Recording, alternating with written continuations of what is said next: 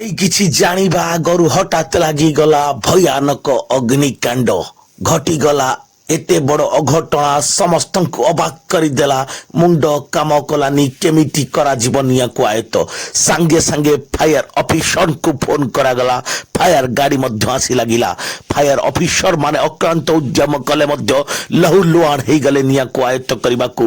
ଏମିତି ଏକ ଘଟଣା ଘଟିଯାଇଛି ସାଲେପୁର ବ୍ଲକ ଅନ୍ତର୍ଗତ କଟରପାରେ। ଏହା ସମ୍ପୂର୍ଣ୍ଣ ଭାବରେ କାରଣ ଅସ୍ପଷ୍ଟ ଅଛି। କେମିତି କେଉଁ କାରଣରୁ ନିଆଁ ଲାଗିଲା, ଏତେ ବଡ଼ ଅଗ୍ନିକାଣ୍ଡ ଘଟିଗଲା ତାହା ସମ୍ପୂର୍ଣ୍ଣ ଭାବରେ କାରଣ ଅସ୍ପଷ୍ଟ ଅଛି। ଏମିତି ଏକ ଘଟଣା ହଠାତ୍ ରାତିରେ ହେଲା।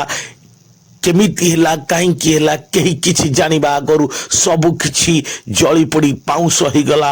ଏଠି କାନ୍ଦୁଛି ଚାଷୀ, ମୁଣ୍ଡରେ ହାତ ଦେଇ କାନ୍ଦୁଛି। କାହିଁକି ନା ଲକ୍ଷାଧିକ ଟଙ୍କାର ନଡ଼ା ପୋଡ଼ି ଜଳି ପାଉଁଶ ହେଇଗଲା, ମାଟିରେ ମିଶିଗଲା। ଏଠି କିଏ କ୍ଷତିପୂରଣ ଦେବ ଚାଷୀକୁ, ତାକୁ ନେଇ ବଡ଼ ପ୍ରଶ୍ନ।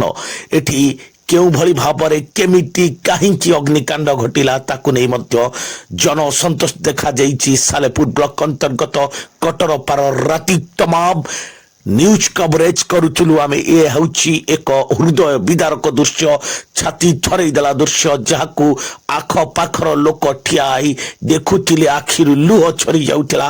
ଏମିତି ଏକ ଅଭାବନୀୟ ଘଟଣା ଘଟି ଯାଇଥିଲା।